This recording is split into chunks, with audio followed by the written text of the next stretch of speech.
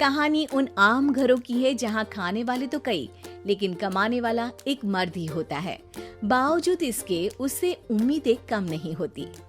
देखिए जी, सामने वाले वर्मा जी कैसी अच्छी तरह से सफाई करते हैं छुट्टी वाले दिन अपने घर की, और एक आप हैं। अरे यार, उनके पास कार है, ऑफिस पास में है और हफ्ते में 2 दिन की छुट्टी होती है, तो फर्क तो पड़ता है ना। मेरी तो शादी ही गलत हो गई। अरे कोई मस्त लड़का मिलता, कमाता भी, घुमाता भी, घर के कामों में भी मदद करता, लेकिन नहीं जी, हमारे वाले को तो कमाने से फुर्सत ही नहीं, और कमाई भी ऐसी कि कोई जरूरत पूरी ही नहीं हो रही है। सुनील बेचारा शीना को देखकर सोचता है कि शीना सही कह रही है।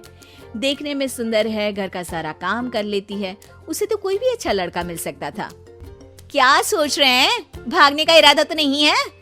अरे नहीं मेरी प्यारी बीबी, मैं तो नहीं, पर डर है कि तुम नहीं कहीं भाग जाओ मुझे छोड़कर।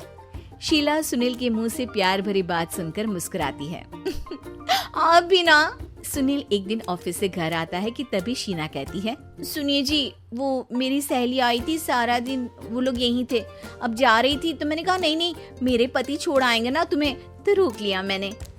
सुनील थोड़ी देर कुछ सोचता है, फिर कहता है, ठीक है, मैं कपड़े चेंज करके आता हूँ। अरे तेरे पति को तो लग रहा है कि अच्छा नहीं लगा। अरे नहीं नहीं, ऐसी कोई बात नहीं है, रुको मैं अभी उन्हें घर के कपड़े देकर आती हूँ। शीना अंदर जाती है जहाँ सुनील पलंग पर लेटा होता है। अरे क्या मजाक है, वो कह रही है कि आपने मुंह बना लिया।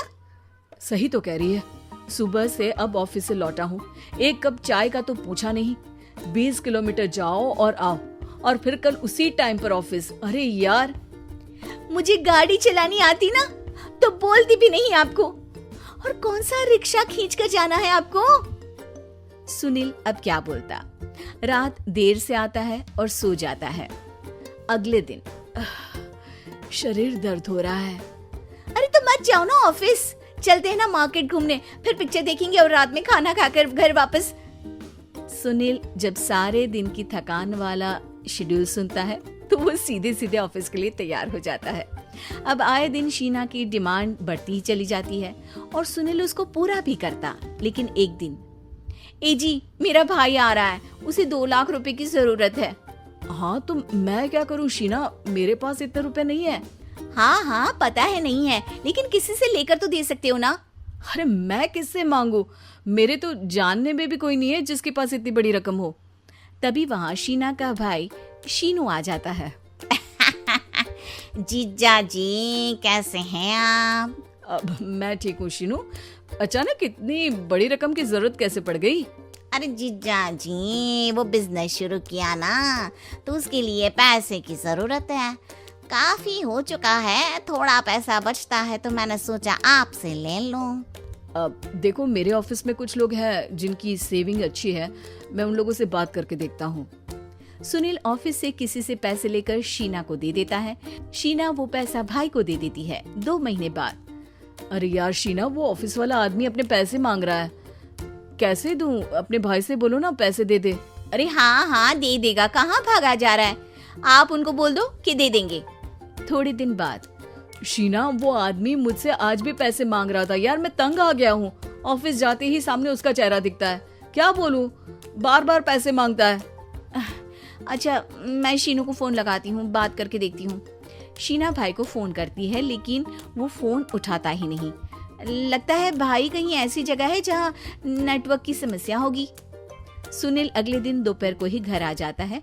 उसका चेहरा उतरा और परेशान सा होता है। वो रोने लगता है।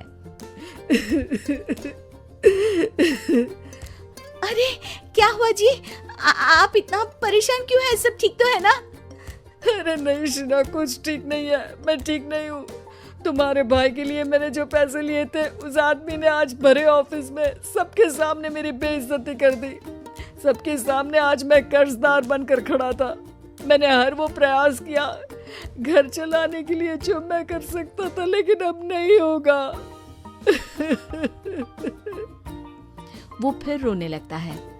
अरे आप तो औरतों की तरह रो रहे हैं, मर्द हैं आप। क्यों, आदमी के सीने में दिल नहीं होता, या फिर वो इंसान नहीं मशीन होता है? अरे मैं थक चुका हूँ शीना, तुम समझती क्यों नहीं? मैं भी शारीरिक और मानसिक रूप से थकता हूँ, मैं भी आराम करना चाहता हूँ, सुकून चाहता हूँ। मैं अब कुछ नहीं कर सकता। कुछ नहीं। वो बैठ जाता है। शीना पति को हैरान परेशान देखकर चुप हो जाती है। अगले दिन, सुनिए, ये लीजिए 2 लाख रुपए, उस आदमी को दे दीजिए और बोल दीजिए कि आज के बाद किसी को पैसे के लिए बेइज्जत ना करे। सुनील पैसे देखकर राहत की सांस लेता है। अरे शीना, तुमने तो मेरा बहुत बड़ा काम कर दिया।